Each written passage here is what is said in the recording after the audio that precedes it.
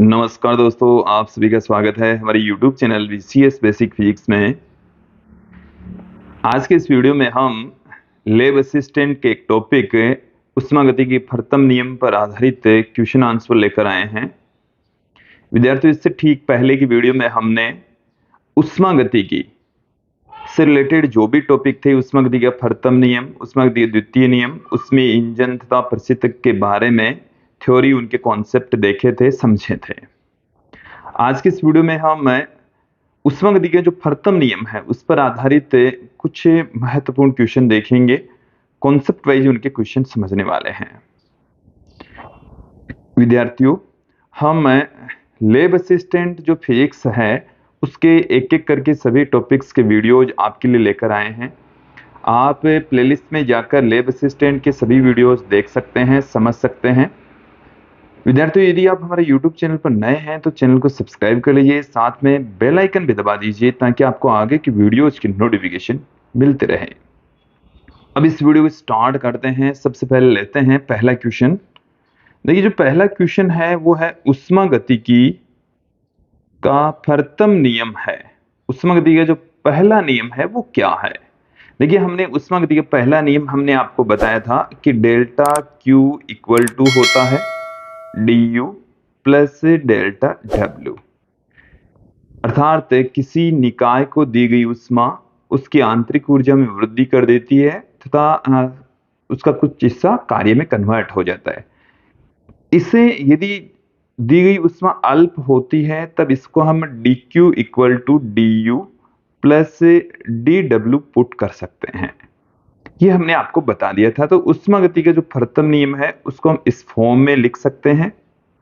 साथ में जो कार्य है उसको हम P dV की फॉर्म में पुट कर सकते हैं। तो dW की वैल्यू जब यहां पर हम पुट कर देंगे तो dQ बराबर हमारे पास में आ गया है du प्लस P dV।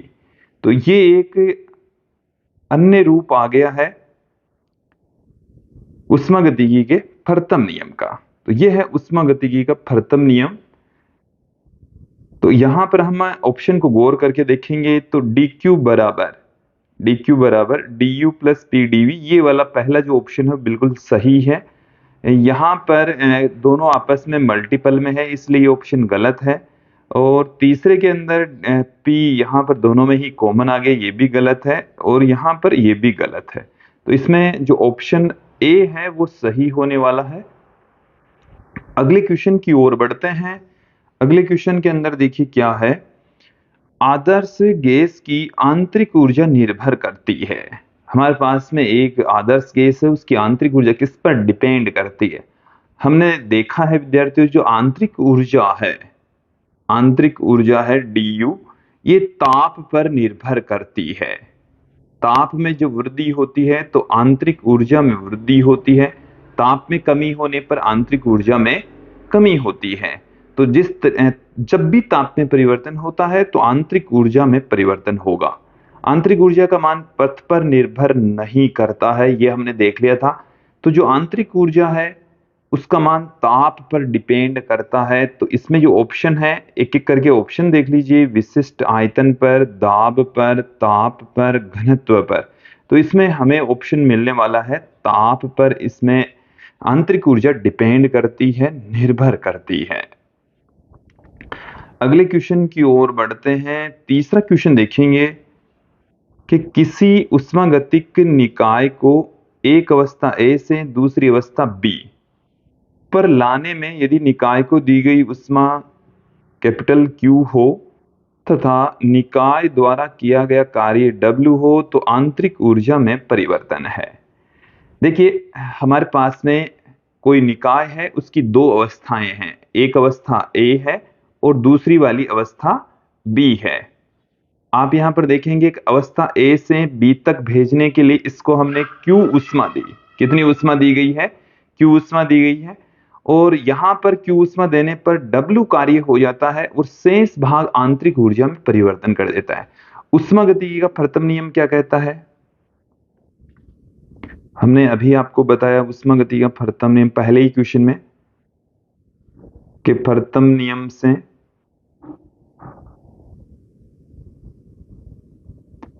देखिए हम ये जानते हैं कि डेल्टा क्यू इक्वल टू होता है D U plus delta W, और यहाँ पर निकाय को दी गई डेल्टा क्यू के स्थान पर हमें बता रखा है क्यू, आंतरिक ऊर्जा में परिवर्तन हमें पूछा है, और डेल्टा डब्ल्यू के स्थान पर हमें बता रखा है कि डब्ल्यू कार्य हो जाता है। तो डी यू हमें ज्ञात करना है, तो क्यू, ये जो डब्ल्यू है वो बराबर के दूसरी तरफ जाएगा, तो क्यू माइनस डब्ल्यू हो जाएगा। तो आंतरिक ऊर्जा में परिवर्तन हमें इस क्वेश्चन के अंदर पूछा गया है, तो क्यू माइनस डब्ल्यू इसका आंसर होने वाला है।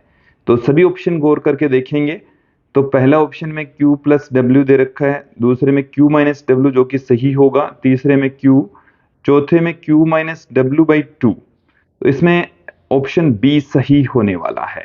क्लियर। अगले क्वेश्चन की ओर बढ़ते हैं। अगले क्वेश्चन के अंदर देखिए हमें क्या कहा गया है कि यदि एक निकाय को दी गई उष्मा 35 जूल है, हमने निकाय को उष्मा दी है जो कि कितनी है 35 जूल, तथा निकाय द्वारा किया गया कार्य 15 जूल हो, तो निकाय की आंतरिक ऊर्जा में होने वाला परिवर्तन क्या होगा। देखिए इसमें भी हम उष्मागतिकी का प्रथम नियम यहां पर हम अप्लाई करेंगे। तो देखिए क्या है उष्मागतिकी का प्रथम नियम, देखिए अब तक याद हो जाना चाहिए उष्मागतिकी का प्रथम नियम।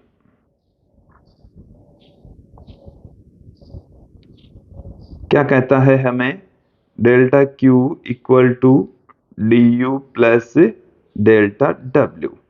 इस क्वेश्चन में कहा गया है कि हमने निकाय को 35 जूल ऊर्जा दी है, तो उस निकाय द्वारा जो किया गया कार्य है, निकाय द्वारा जो किया गया कार्य है डेल्टा डब्ल्यू बराबर 15 जूल है। देखो विद्यार्थियों चिन्ह परिपाटी का आप यहाँ पर ध्यान रखेंगे, तो यहां से इस इक्वेशन से हम देख लेते हैं डी यू बराबर, तो डी यू बराबर हमें क्या मिल जाएगा delta Q minus delta W, दोनों की वैल्यू हम पुट कर देते हैं। डेल्टा क्यू हमारे पास में यहाँ पर है 35, डेल्टा डब्ल्यू यहाँ पर हमारे पास में है 15, तो 35 माइनस 15 ये हमारे पास में आ गया है 20, तो डी यू बराबर आ गया है 20 जूल। इसमें ऑप्शन देख लेते हैं 20 जूल किसमें है, देखिए पहले में माइनस में 50, दूसरे में 20 जूल, तीसरे में 30 जूल, चौथे में 50 जूल, तो कुल मिलाकर यहाँ पर 20 जूल इसमें सही होने वाला है,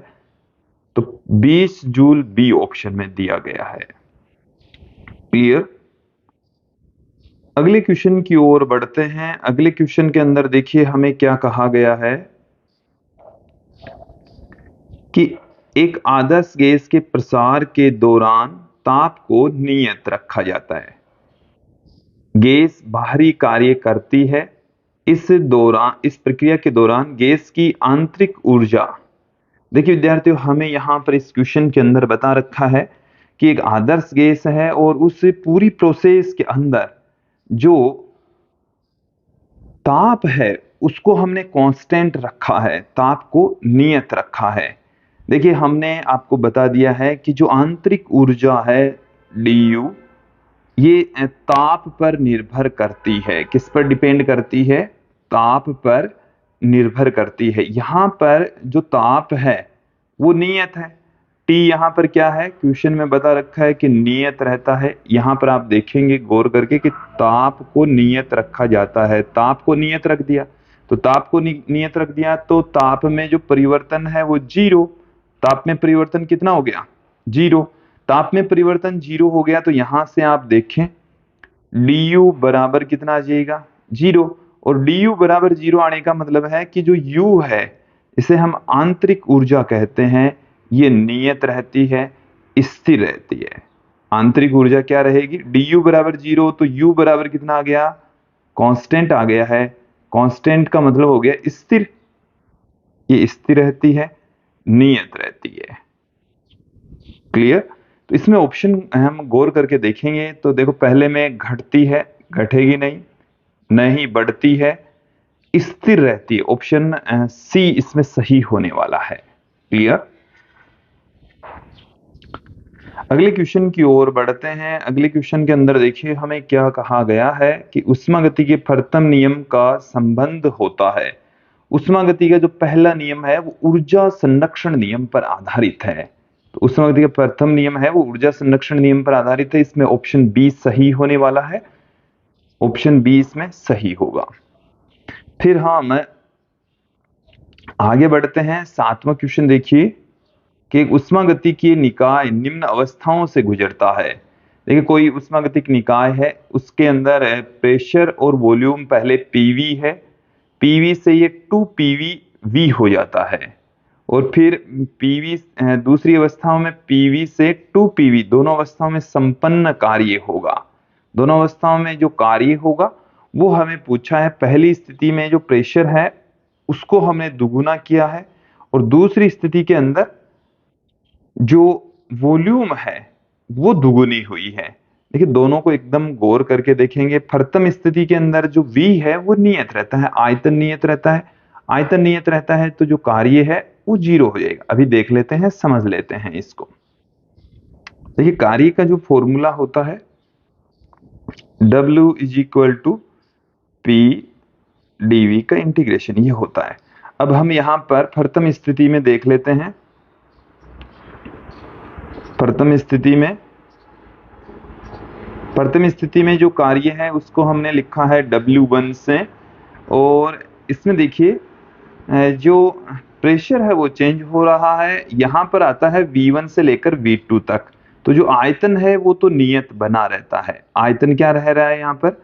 नियत। यहाँ पर भी V1 और V2 दोनों की वैल्यू क्या है? सेम। तो दोनों की वैल्यू सेम होने के कारण से जो आयतन में परिवर्तन है वो 0 हो जाएगा। तो P dV बराबर 0 आ जाएगा। तो पहली स्थिति में जो किया गया कार्य है वो 0 होगा। तो यहाँ पर आप ऑप्शन देखें गौर करके, ऑप्शन देखेंगे तो पहले ऑप्शन ए में कार्य है पहली स्थिति में 0, दूसरे ऑप्शन में, और देखिए तीसरे और चौथे ऑप्शन के अंदर पहली स्थिति में किया गया कार्य पीवी बता रखा है, जो कि गलत है। तो इसका मतलब सी और डी ऑप्शन तो हो ही नहीं सकता, ए और बी होगा। अब हम दूसरी स्थिति में देख लेते हैं। दूसरी स्थिति में कार्य कितना है उसको मैं W2 से लिख दूं। यहां पर जो वैल्यू है V1, पहले V का मान कितना है? V, फिर V हो रहा है 2V, और P यहां पर नियत रहता है P dV। तो यहां से P तो हमने ले लिया बाहर, और अंदर रह गया यहां पर 2V। तो dV रह गया। इसका जब इंटीग्रेशन हम यहां पर करेंगे तो P V इसका इंटीग्रेशन हो गया है V से लेकर 2V, P 2V minus V। तो W2 बराबर आ गया हमारे पास में, 2V में से V निकालेंगे तो V आ गया, PV आ चुका है। कार्य कितना आया है? PV। तो दूसरी स्थिति में जो कार्य है वो PV होगा।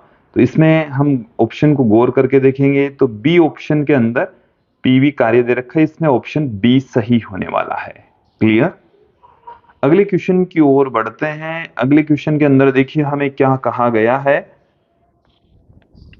कि यदि किसी निकाय को दी गई उष्मा 35 जूल है, निकाय द्वारा किया गया कार्य हमारे को दे रखा है माइनस में 15 जूल, तो आंतरिक ऊर्जा में जो परिवर्तन है वो कितना होगा? आंतरिक ऊर्जा में जो परिवर्तन है वो अब की बार हमें निकालना है। इसी टाइप का क्वेश्चन अभी थोड़ी देर पहले भी हमने देखा था कि यदि किसी निकाय को दी गई उष्मा 35 जूल, निकाय द्वारा किया गया कार्य माइनस में दे रखा है, तो चिन्ह परिपाटी का यहाँ पर हमारे को विशेष रूप से ध्यान रखना है।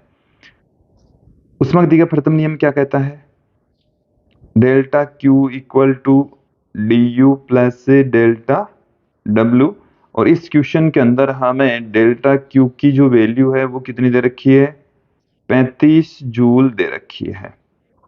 साथ में हमें निकाय द्वारा, निकाय जब काम करता है तो कार्य को हमें कार्य दे रखा माइनस में 15 जूल। हमें आंतरिक ऊर्जा में परिवर्तन du ज्ञात करना है।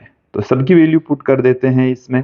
सबकी वैल्यू डेल्टा Q तो कितना है? 35 जूल। डेल्टा Q कितना है? चलिए du बराबर में एक बार लिख लेता हूं। तो du बराबर हमारे को क्या मिल गया? डेल्टा Q माइनस में डेल्टा डब्ल्यू, तो डेल्टा क्यू की वैल्यू कितनी है 35, माइनस में डेल्टा डब्ल्यू की वैल्यू कितनी है माइनस में 15, तो माइनस माइनस हो जाएगा प्लस, तो प्लस में 50 जूल हमें मिल जाएगा। तो ऑप्शन अब हम गौर करके देख लेते हैं। तो यहाँ पर आप ऑप्शन देखेंगे गौर करके, तो ऑप्शन इसमें माइनस में 50 जूल भी दे रखा है विद्यार्थियों, तो इसको आप ध्यान रखें, प्लस में 20 जूल, प्लस में 30 जूल और प्लस में 50 जूल, तो इसमें ऑप्शन डी सही होने वाला है। फिर हम आगे बढ़ते हैं अगले क्वेश्चन के अंदर। 9वें क्वेश्चन के अंदर देखिए हमें क्या बता रखा है कि एक निकाय को 300 कैलोरी ऊष्मा दी जाती है और इस निकाय द्वारा 600 जूल कार्य किया जाता है। यहाँ निकाय की आंतरिक ऊर्जा में कितना परिवर्तन होगा? उसी टाइप के ही क्वेश्चन है, बट अब की बार इसमें जो निकाय को दी जाने वाली ऊष्मा है वो कैलोरी में दे रखी है। किसमें दे रखी है? कैलोरी के अंदर दे रखी है। तो इस कैलोरी को हमें कन्वर्ट करना है जूल में, क्योंकि आंसर हमें जूल में दे रखे हैं। आप आंसर को गौर करके देखेंगे कि सभी ऑप्शन है वो जूल में दे रखे हैं। यदि इसको क्या होता, आंसर इसमें कैलोरी में दिया हुआ होता, तो इस 600 जूल को हम फिर कैलोरी में कन्वर्ट करते हैं।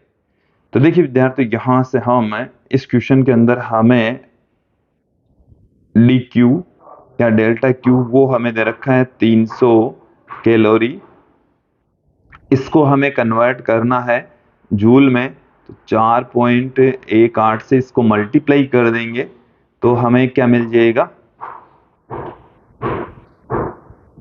ये मिल चुका है, ये हमें मिल चुका है यहां पर, ये हमें मिल चुका है 3 से मल्टीप्लाई करेंगे तो ये अब आ गया है जूल में। किसमें आ चुका है? जूल में हमें प्राप्त हो चुका है विद्यार्थियों। क्लियर? इसके साथ में हमें इस निकाय द्वारा किया गया कार्य, तो डी डब्ल्यू बराबर हमें दे रखा है 600 जूल। हमें आंतरिक ऊर्जा में जो परिवर्तन है वो हमें ज्ञात करना है। उष्मागति का प्रथम नियम हमें क्या कहता है कि delta Q equal to d U plus delta W. इसे हम अल्प परिवर्तन के हिसाब से इसको इस तरीके से लिख सकते हैं, d Q equal to d U plus d W. Then इसे डी यू हमें चाहिए, तो डी क्यू माइनस में डी डब्ल्यू हम पुट कर देंगे। सबकी वैल्यू पुट कर दीजिए। डी क्यू की वैल्यू हमें ये हमने फाइंड आउट की 1254, माइनस में जो डी डब्ल्यू है वो हमारे पास में है 600, तो 654 जूल रह गया है। डी यू बराबर कितना आ चुका है? 654 जूल हमें प्राप्त हो गया है। तो 654 जूल ऑप्शन में हम यहां पर देखेंगे, ऑप्शन इसमें ए हमें मिलने वाला है। क्लियर? अगले क्वेश्चन की ओर बढ़ते हैं। 10वां जो क्वेश्चन है उसकी ओर बढ़ेंगे। अगले क्वेश्चन में हमें कहा गया कि गैस द्वारा अथवा गैस पर किया गया कार्य निर्भर करता, कार्य किस पर डिपेंड करता है? देखिए विद्यार्थियों, हमने आपको कार्य के बारे में बताया कि कार्य पथ पर डिपेंड करता है, पथ पर निर्भर करता है। तो इसमें ऑप्शन एक एक करके गौर करके देख लेते हैं कि पहला ऑप्शन हमें दे रखा है गैस की प्रारंभिक अवस्था पर, गैस की अंतिम अवस्था पर, गैस की प्रारंभिक और अंतिम दोनों अवस्थाओं पर, प्रारंभिक, अंतिम और पथ पर। देखो प्रारंभिक और अंतिम अवस्था के साथ साथ में पथ पर भी डिपेंड करता है। तत्पश्चात इसमें ऑप्शन इसमें डी सही होने वाला है।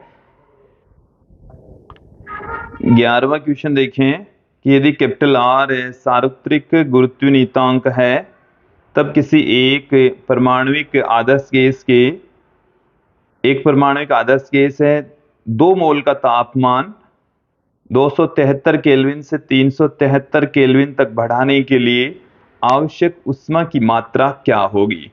साथ में हमें यह भी बता रखा है कि कोई कार्य न किया जाए। देखिए इसमें एक एक करके इसको समझेंगे हम कि इस क्वेश्चन में हमें क्या क्या दे रखा है। सबसे पहले तो हमें बता रखा है कि एक आदर्श गैस है, एक परमाणुविक आदर्श गैस है। कैसी गैस है? एक परमाणुविक, एक परमाणुविक आदर्श गैस है, इसको समझ लेते हैं विद्यार्थी, थोड़ा सा टाइम लगेगा बट इसके कॉन्सेप्ट को अच्छे से हम समझेंगे। एक परमाणुक आदर्श गैस है, क्लियर। साथ में हमें मोलों की संख्या 2 मोल हमें बता रखी है। इसके साथ में जो तापमान है, प्रारंभिक तापमान है, वो हमें दे रखा है 273 केल्विन। अंतिम जो ताप है वो हमें बता रखा है 373 केल्विन।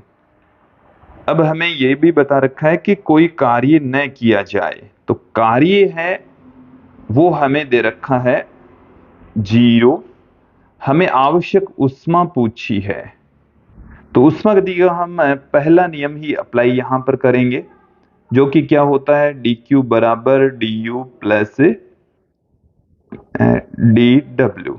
तो यहां पर dq है वो ही du के बराबर हो जाएगा, क्योंकि dw है वो तो कितना है, 0 है, तो dq ही du के इक्वल है। अब हमें dq की वैल्यू ज्ञात करनी है, तो हमें du निकालना है। अब देखिए du बराबर हम क्या जानते हैं, du का एक फॉर्मूला हम जानते हैं, mu cv dt, mu cv dt। तो म्यू हमें पता है, dt हम यहां से इन दोनों वैल्यूज से हम ज्ञात कर लेंगे। अब हमें cv निकालना है। विद्यार्थियों हम आपको बता दें कि जो cv है वो देखिए अलग अलग प्रकार की गैसों के लिए, एक परमाणु गैस, द्विपरमाणु गैस और बहुपरमाणु गैसों के लिए अलग अलग होता है। ये हम गैसों के अणुगति सिद्धांत में हम पढ़ते हैं। हमारे पास में यहाँ पर आदर्श गैस दे रखी है, एक परमाणु का आदर्श गैस दे रखी है, और एक परमाणु का आदर्श गैस के लिए वैसे इस सीवी का जो फॉर्मूला होता है वो मैं आपके सामने रख देता हूं, 1/2 Fr होता है। R यहाँ पर गैस स्थिरांक है, F यहाँ पर स्वतंत्रता की कोटि है, स्वतंत्रता की कोटि, जो कि आदर्श गैस है, एक परमाणु है, जो यहां पर इसकी वैल्यू 3 हो जाएगी। किसके अकॉर्डिंग हुई है, एक परमाणु आदर्श गैस के लिए स्वतंत्रता की कोटि कितनी है, 3, क्लियर। तो यहां पर इन सब की वैल्यू मैं यहां पर पुट कर देता हूं, तो डी क्यू बराबर du है, और du का मान है म्यू, cv का मान कितना है 1/2 Fr, और dt हम यहां पर इसमें ताप में परिवर्तन ज्ञात कर लेंगे। चलिए, तो dq बराबर म्यू का मान कितना है 2, f का मान कितना है 3, r को r की फॉर्म में रहने देते हैं क्योंकि आंसर r की फॉर्म में ही पूछा गया है, पट्टे में 2। अब यहां पर हमें dt पूछा है, तो dt हो गया 373 माइनस 273, 2 से 2 कैंसिल हो गया है, 3r इंटू में हमारे पास में यहां पर आ गया है 100, तो 3r इंटू 100, तो इसको जब हम मल्टीप्लाई करेंगे तो 300r आ जाएगा। कितना आ जाएगा, 300r। तो dq बराबर आ गया हमारे पास में 300r, ये आ चुका है, क्लियर। तो यहां पर ऑप्शन देखेंगे गौर करके, हमें 100r, 150r, 300r और 500r, तो इसमें ऑप्शन सी सही होने वाला है, 300r इसका आंसर आने वाला है। अगला क्वेश्चन देख लेते हैं। अगले क्वेश्चन के अंदर देखिए हमें क्या कहा गया है कि जब कोई निकाय 2 किलो कैलोरी ऊष्मा अवशोषित करके 500 जूल कार्य करता है तो उसकी आंतरिक ऊर्जा में परिवर्तन होगा। हमें इस क्वेश्चन के अंदर जो dq है वो बता रखा है 2 किलो कैलोरी, 2 किलो कैलोरी। और देखिए हमें जो कार्य है dw वो बता रखा है 500 जूल, और आंसर है जो आंतरिक ऊर्जा में परिवर्तन, जो आंसर है वो जूल में दे रखा है। तो हमें जो dq है इसको भी किस में कन्वर्ट करना है, जूल में ही कन्वर्ट करना है। तो जूल में कन्वर्ट करने के लिए देखिए एक जो कैलोरी होती है वो 4.182, या मैं यहां पर 4.2 जूल ले लेता हूं, क्लियर। तो यहां पर आप देखेंगे कि जो dq है वो कितना हो जाएगा, dq बराबर 2, के का मतलब हो गया 1000, और कैलोरी के स्थान पर मैं 4.2 पुट कर दूंगा। देन यहां से कितना आ जाएगा, 8.4 इंटू 1000 बराबर आ गया हमारे पास में 8400 जूल। ये आ गया डी क्यू, ये आ चुका है डी क्यू। डी डब्ल्यू हमें क्वेश्चन में दे ही रखा है, डी क्यू आ ही गया है। अब हम लगा देंगे उष्मागतिकी का फर्तम नियम। तो डी क्यू बराबर होता है D U plus d W, सबकी वैल्यू पुट कर दीजिए। डी यू बराबर आ गया है D Q minus D W. D Q कितना है 8400 जूल माइनस डी डब्ल्यू कितना है 500। तो हमें डी यू बराबर मिल चुका है 7900 जूल। 7900 जूल हमें प्राप्त हो गया है। ऑप्शन यहां पर गौर करके देखेंगे कि पहला ही ऑप्शन हमें 7900 जूल दे रखा है। क्लियर। आगे बढ़ते हैं, 13वां क्वेश्चन देखेंगे आप यहां पर अब कि किसी निकाय को डेल्टा क्यू ऊष्मा देने पर यह डेल्टा डब्ल्यू कार्य करता है तथा आंतरिक ऊर्जा में परिवर्तन डेल्टा यू है। तो प्रारंभिक व अंतिम स्थितियों का अद्वितीय फलन जो कि इस परिवर्तन की विधि से संबंधित नहीं होगा। देखिए कि किसी निकाय को हम डेल्टा क्यू ऊष्मा दे रहे हैं। कितनी ऊष्मा दी जा रही है, डेल्टा क्यू, और यह डेल्टा डब्ल्यू काम कर रहा है तथा आंतरिक ऊर्जा में परिवर्तन डेल्टा यू है। प्रारंभिक और अंतिम स्थितियों का अद्वितीय फलन होगा कि ऐसी कौन सी राशि है इनमें से जो प्रारंभिक और अंतिम स्थितियों के ऊपर ही डिपेंड करती है, उसका ही एक अद्वितीय फलन है, उसके अलावा किसी पर डिपेंड नहीं करता। प्रारंभिक और अंतिम स्थितियों पर ही डिपेंड करने वाली जो राशि है उसको हम आंतरिक ऊर्जा कहते हैं। आंतरिक ऊर्जा में जो परिवर्तन होता है वो प्रारंभिक और अंतिम स्थिति के ऊपर ही निर्भर करता है। तत्पश्चात इसमें ऑप्शन डी होगा, आंतरिक ऊर्जा में परिवर्तन। आगे बढ़ते हैं, अगला जो क्वेश्चन है उसमें देखिए हमें क्या कहा गया है। देखिए कि 1 घन मीटर आयतन का एक पात्र 2 बराबर भागों में एक विभाजन द्वारा बांटा गया है। इनमें से एक पात्र में 300 केल्विन पर आदर्श गैस भरी है, दूसरे पात्र में निर्वात है। एक में 300 केल्विन का टेम्परेचर है और आदर्श गैस भरी हुई है, और संपूर्ण निकाय अपने चारों ओर की उष्मा से विलगित है। अब एक विभाजन हटाने पर गैस संपूर्ण आयतन घेर लेती है, तो अब इसका तापमान क्या होगा। एक बार इस क्वेश्चन को समझ लीजिए, ये क्वेश्चन हमें क्या कहना चाह रहा है। देखिए इस तरीके से एक घनाभाकार पात्र है ऐसे, और इसके इस पात्र में यहां पर एक दीवार लगी हुई है ऐसे, यहां पर एक दीवार लगी हुई है। इसके एक भाग में एक तरफ 300 केल्विन पर आदर्श गैस भरी हुई है। इसका जो टेम्परेचर है वो है 300 केल्विन, और इसमें कौन सी गैस भरी है, आदर्श गैस भरी हुई है। क्लियर।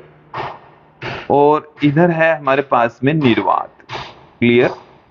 अब इसके पश्चात आप देखेंगे कि अब इस विभाजन को, जो बीच वाला पार्ट है, इसको यदि हम हटा लें, ये जो बीच वाला पार्ट आप देख रहे हैं इसको यदि हम हटा लें, यदि इसको हम हटा लेते हैं तो विद्यार्थियों यहां से ये जो गैस है वो स्वतंत्र रूप से इसके अंदर दूसरी ओर प्रसारित होगी, और जब ये प्रसारित होती है तो अब इसका नया ताप क्या हो जाएगा। तो देखिए यहां पर स्वतंत्र प्रसार हो रहा है। कौन सा प्रसार हो रहा है, स्वतंत्र रूप से प्रसारित हो रही है। और जब स्वतंत्र रूप से प्रसार होता है तो तापमान में कोई परिवर्तन नहीं होगा।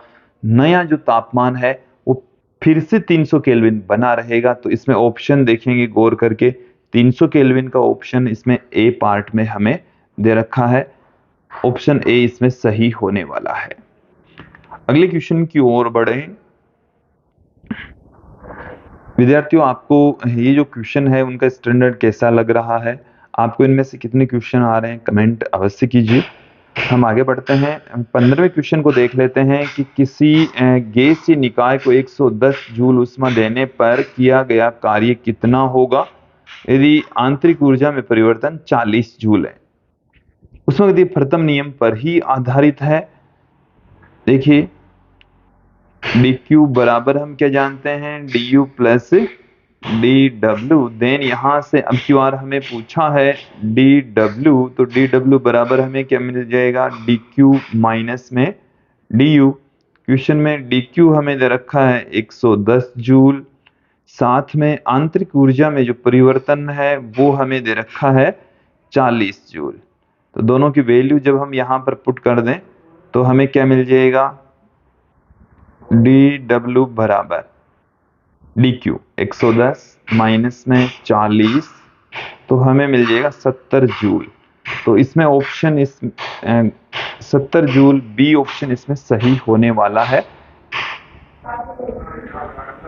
16वां क्वेश्चन देखेंगे कि कौन सा उष्मागतिक फलन नहीं है, कि इनमें से हमें 4 ऑप्शन दे रखे हैं, एंथैल्पी, कार्य, गिब्स ऊर्जा, आंतरिक ऊर्जा। तो इनमें से उष्मागतिक फलन नहीं है।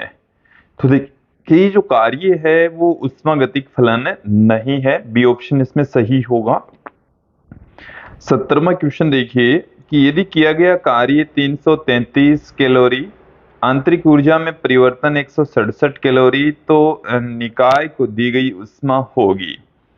उष्मागतिकीय प्रथम नियम से हम जानते हैं delta Q equal to d U plus delta W।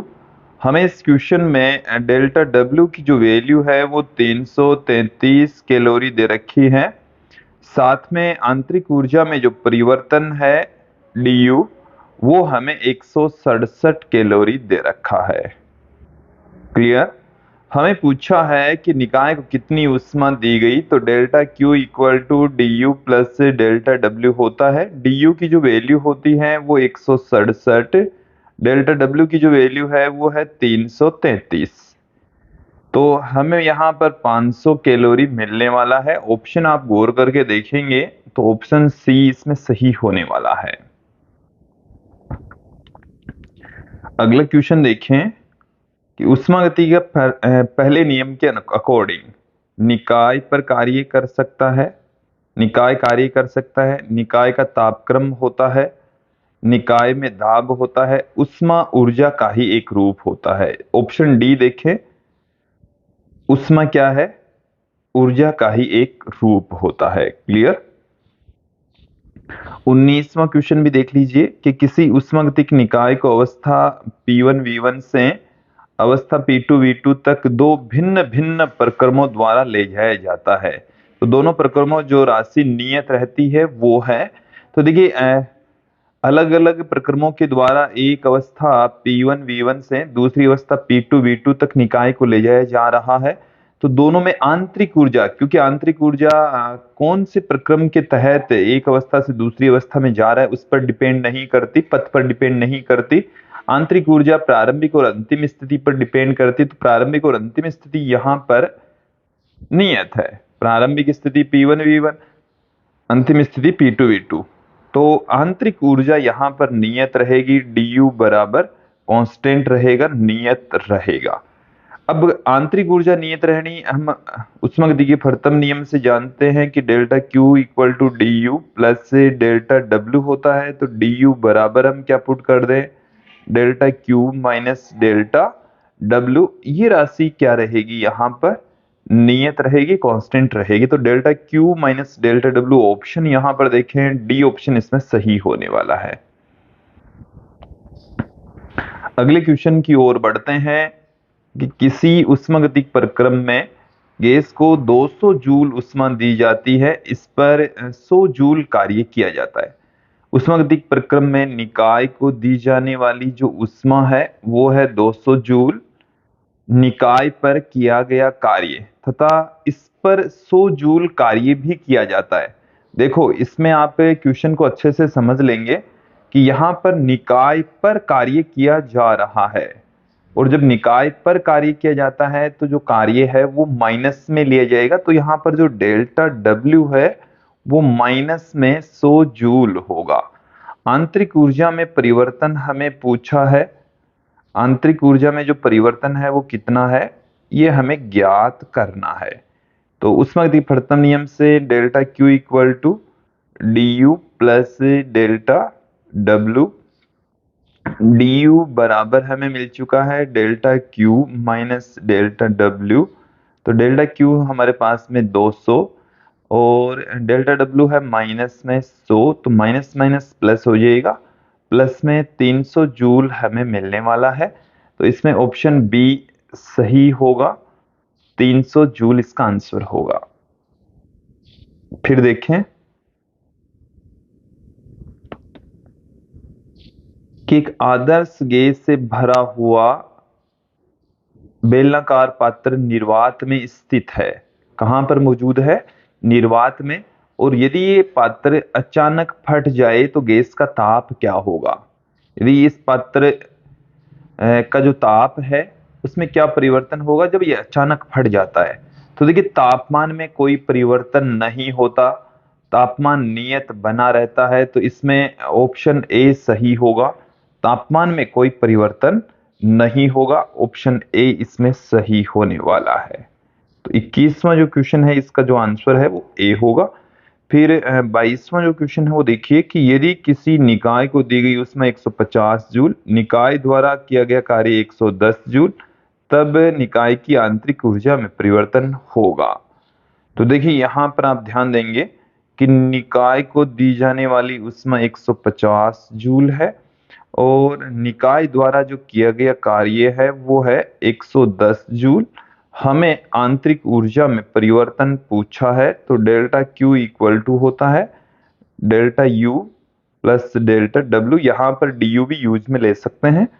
तो 150 बराबर डी यू प्लस 110, तो डी यू बराबर आ चुका है 150 माइनस 110, 40 जूल इसका आंसर होगा। तो इसमें ऑप्शन डी सही होने वाला है। अगले क्वेश्चन की ओर बढ़ते हैं। अगले क्वेश्चन के अंदर देखिए हमें क्या कहा गया है कि यदि डेल्टा क्यू और डेल्टा डब्ल्यू क्रमशः निकाय को दी गई ऊष्मा और निकाय पर किया गया कार्य है। देखो यहां पर डेल्टा क्यू तो है निकाय को दी गई ऊष्मा और डेल्टा डब्ल्यू है निकाय पर किया गया कार्य। तब ऊष्मागतिकी के प्रथम नियम को निम्न प्रकार से लिखा जा सकता है, जहां डेल्टा यू आंतरिक ऊर्जा में परिवर्तन होता है। चलिए मैं आपको ऊष्मागतिकी का प्रथम नियम जो हम यूजुअली पढ़ते आए हैं वो आपको बता देता हूं कि डेल्टा क्यू इक्वल टू होता है D U plus delta W.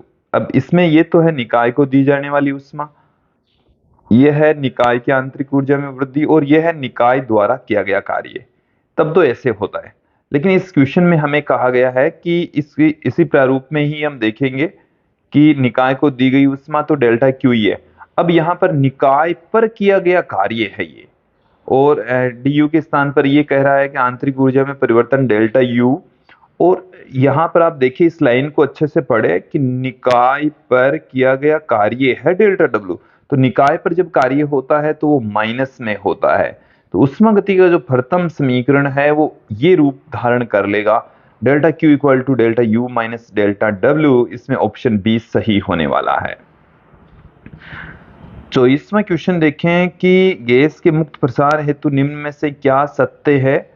तो देखिए गैस का जब मुक्त प्रसार होता है तो ऊष्मा में कोई परिवर्तन नहीं होता, आंतरिक ऊर्जा में परिवर्तन 0 होता है। क्योंकि जब गैस का मुक्त प्रसार होता है तो देखो इस टॉपिक को आप अच्छे से समझ लें एक बार कि जब मुक्त प्रसार होता है, मुक्त प्रसार होने का मतलब है कि ताप में जो परिवर्तन है वो 0 होता है।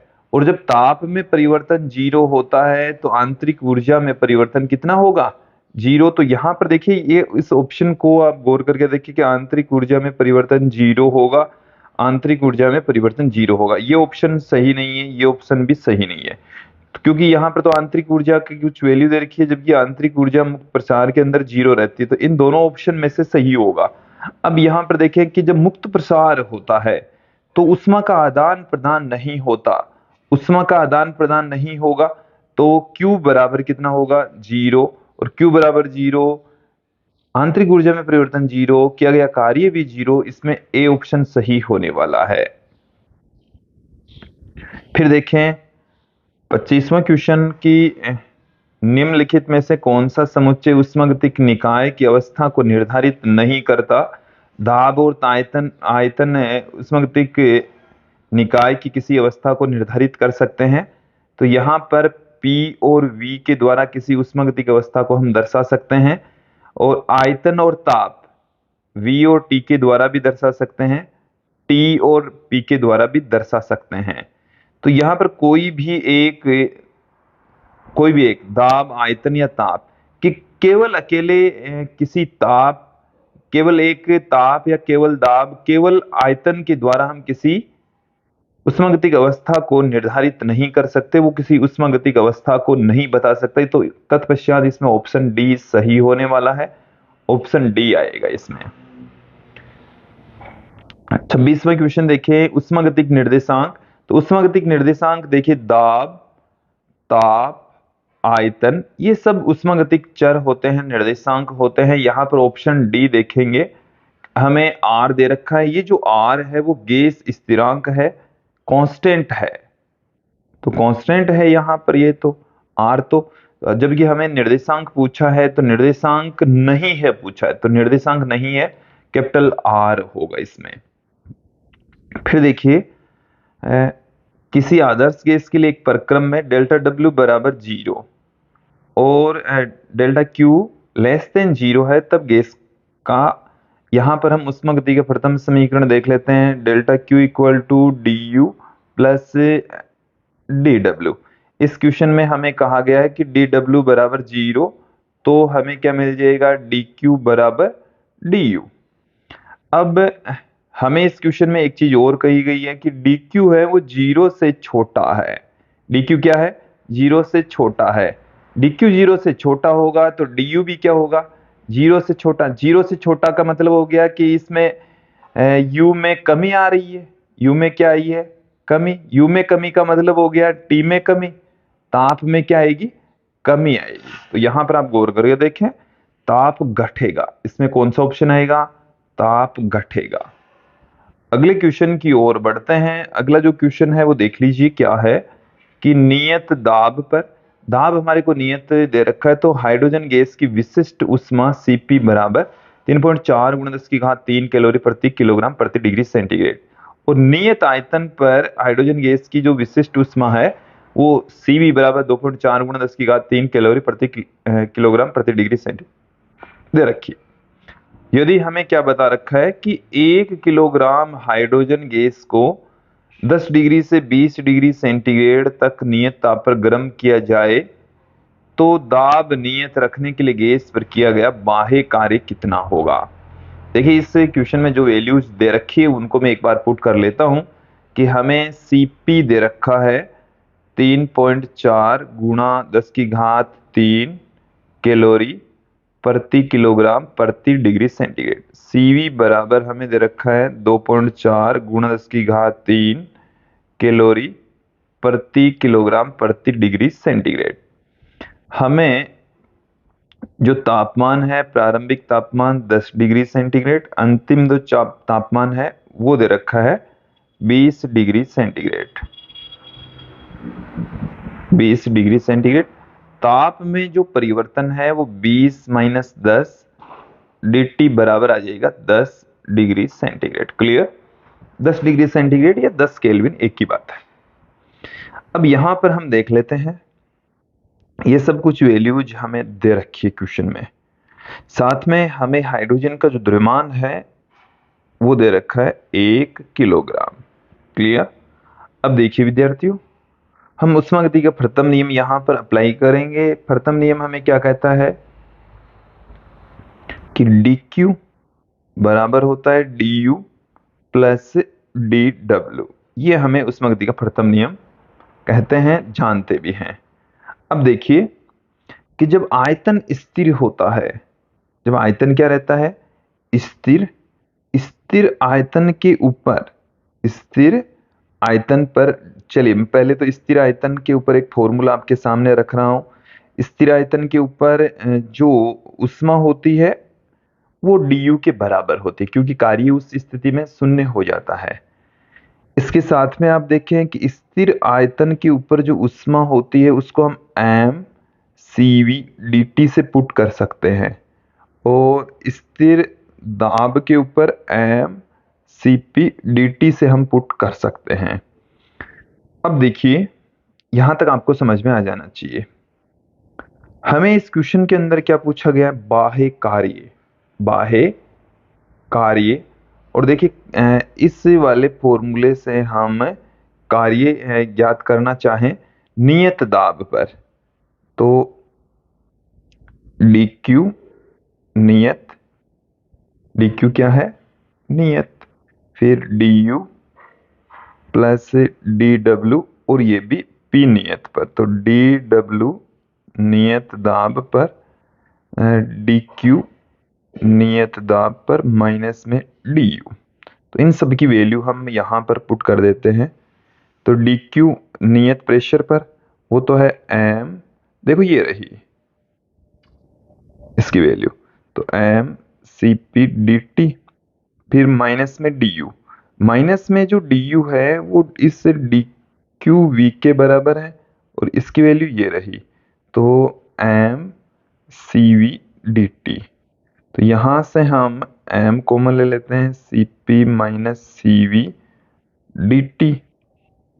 तो अब इन सब की वैल्यू पुट कर देते हैं। m का मान हमारे पास में है 1, cp का जो मान है क्वेश्चन में से देख लीजिए, cp का जो मान है हमारे पास में वो है 3.4 गुणा 10 की घात 3। cv का जो मान है वो है 2.4 गुणा 10 की घात 3। dt का मान अभी हमने निकाला वो है 10। तो यहां से कैलकुलेट करेंगे तो 10 गुणा 10 की घात 3 गुणा 10, मतलब 1 आएगा यहाँ पर 1.0। तो ये आ गया हमारे पास में 10 की घात 4 कैलोरी। कितना आएगा? 10 की घात 4 कैलोरी। तो ऑप्शन अब गौर करके देखेंगे, 10 की घात 5 कैलोरी, 10 की घात 4 कैलोरी, 10 की घात 3 कैलोरी, 5 गुणा 10 की घात 3 कैलोरी। ऑप्शन इसमें बी सही होने वाला है, 10 की घात 3 कैलोरी। अगले क्वेश्चन की ओर बढ़ते हैं। अगले क्वेश्चन में 29वां जो क्वेश्चन है उसमें देखेंगे कि निम्न में से कौन सा चर पदार्थ की ऊष्मागतिक अवस्था का अभिलाक्षणिक, निम्न में से कौन सा चर ऊष्मागतिक अवस्था का अभिलाक्षणिक गुण नहीं है? तो देखिए, दाब, ताप, आयतन, ये सभी ऊष्मागतिक अवस्था को बताते हैं। ये भी बताता है, ये भी बताता है, ये भी बताता है। कौन नहीं बताता ये पूछा है, तो कार्य नहीं बताता। इसमें ऑप्शन डी सही होने वाला है। क्लियर?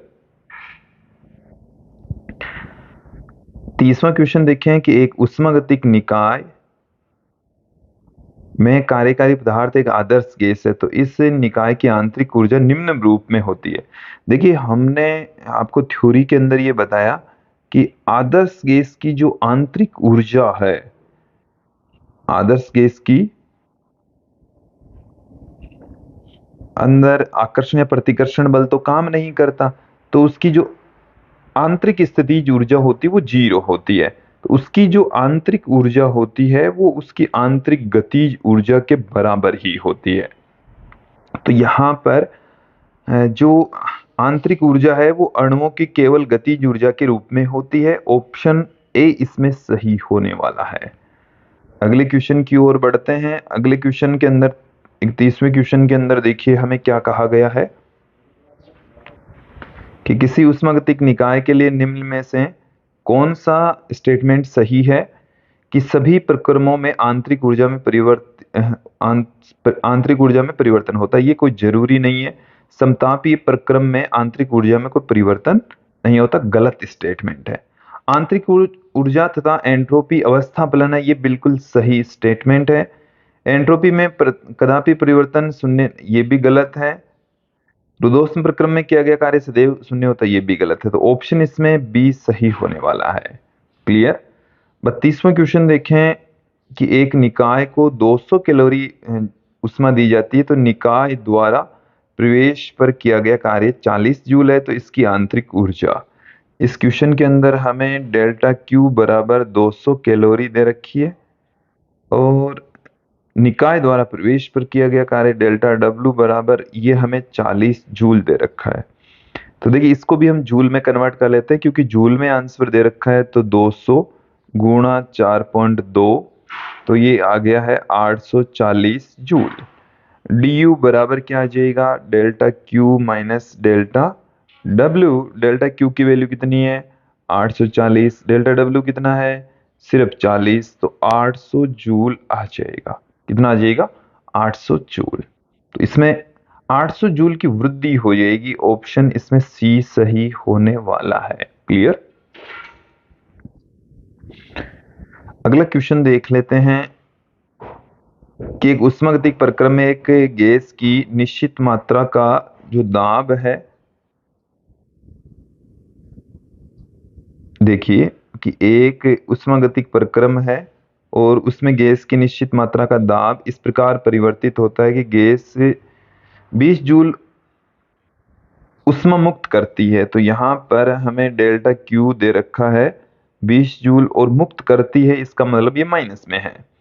एवं गैस पर 10 जूल कार्य होता है, तो डेल्टा डब्ल्यू बराबर ये प्लस में है, 10 जूल कार्य हो रहा है। प्रारंभिक आंतरिक ऊर्जा हमें दे रखी है 40 जूल। हमें अंतिम आंतरिक ऊर्जा इसमें पूछी है।